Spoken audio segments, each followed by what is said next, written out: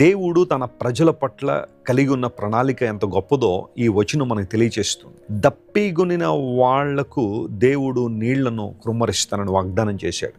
లేదా ఎండిన భూమి మీద ప్రవాహ జలములను కృమ్మరిస్తాను.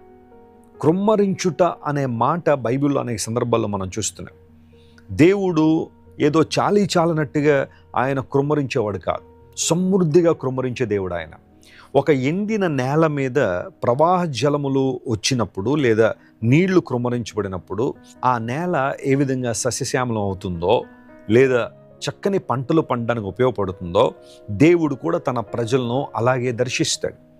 పాపం మనిషిని దప్పికలోకి తీసుకెళ్ళిపోయాడు. లోక సంబంధ అనుభవాలు మనిషిని అతి తీవ్రమైన దాహంలోకి తీసుకెళ్ళిపోయాయి. ఎన్ని ప్రయత్నాలు చేసినా, లోకంలో ఎన్ని చోట్ల తిరిగినా, ఎన్ని రకాలైన స్నేహాలు పెట్టుకున్నా, ఎన్ని రకాలైన ఆస్తులు ఇవన్నీ సంపాదించినా మనిషికి సంతోషం ఉండలేదు, సంతృప్తి ఉండలేదు. ఎక్కడి చూడండి ఇంకా దురాశ పెరుగుతుంది. మనుషులు స్వార్థంతో నింపబడి ఇబ్బందులు పాలవుతున్న పరిస్థితుల్లో పాపము మనిషిని ఎప్పుడు కూడా దాహంలోనే ఉంచుతుంది. సమరయ స్త్రీ జీవితాన్ని పరిశీలన చేస్తే తన పాప దాహాన్ని తీర్చుకోవడానికి ఆమె ఆ మిట్ట మధ్యాహ్నపు వేళ బావి దగ్గరికి వచ్చింది, సుకార్ అనే గ్రామంలో.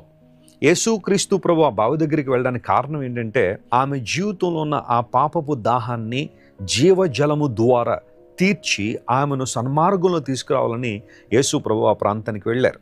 వాస్తవానికి యూదులకి సమరయులకి స్నేహం లేదు కాబట్టి యూదులు ఎప్పుడైనా సరే గలిలయ నుంచి యూదయ రావాలన్నా లేదా యూదయ నుండి గలిలయ వెళ్ళాలన్నా చుట్టు మార్గాన్ని తిరిగి వెళ్తూ ఉంటారు. సమరయ గుండా వెళ్తే కొంచెం షార్ట్ కట్టే కానీ ఆ మార్గంలో వెళ్లకుండా తమను తాము ప్రొటెక్ట్ చేసుకోవాలని లేదా తమను తాము పవిత్రంగా చూసుకోవాలని ఆలోచనతో వారు అలా వెళ్తూ ఉంటారు. కానీ యేసుప్రభు ఆ ప్రాంతానికి ఎందుకు వెళ్ళారంటే నశించిపోతున్న ఒక వ్యక్తిని రక్షించాలని యేసుప్రభు ఆ ప్రాంతానికి వెళ్ళారు. ఆమె జీవితంలో జీవజల నదులు ప్రవహింప చేయడం ద్వారా ఆమె కొండను విడిచిపెట్టి గ్రామంలోను పరిగెత్తిందని బైబిల్ సెలవిచ్చింది. క్రీస్తు ప్రభు దగ్గరికి రానంత కాలం కూడా మన జీవితాల్లో కూడా పాపదాహంతో సఫర్ అవుతూనే ఉంటాయి. ఎన్నో ప్రయత్నాలు, ఎంతో ధనాన్ని ఖర్చు పెట్టి ఎన్నో ప్రాంతాలు తిరిగిన ఆ దాహం తీర్చబడేది కాదు. కానీ జీవజలముగా ఈ లోకానికి వచ్చిన యేసయ్య, జీవాహారముగా మనకు అనుగ్రహించబడిన ఆయన మన దప్పికను మన ఆకలిని తీర్చడానికి సామర్థ్యం కలిగినవాడు. చూడండి, దప్పిగొనిన వాళ్ళకి నీళ్ళు ఇచ్చినప్పుడు ఎలా ఉపశమనం పొందుతారో, విశ్రాంతి పొందుతారో, ఆదరణ పొందుతారో, దేవుడు మనల్ని దర్శించినప్పుడు కూడా అలాంటి అనుభవంలో మనం వెళ్తాం.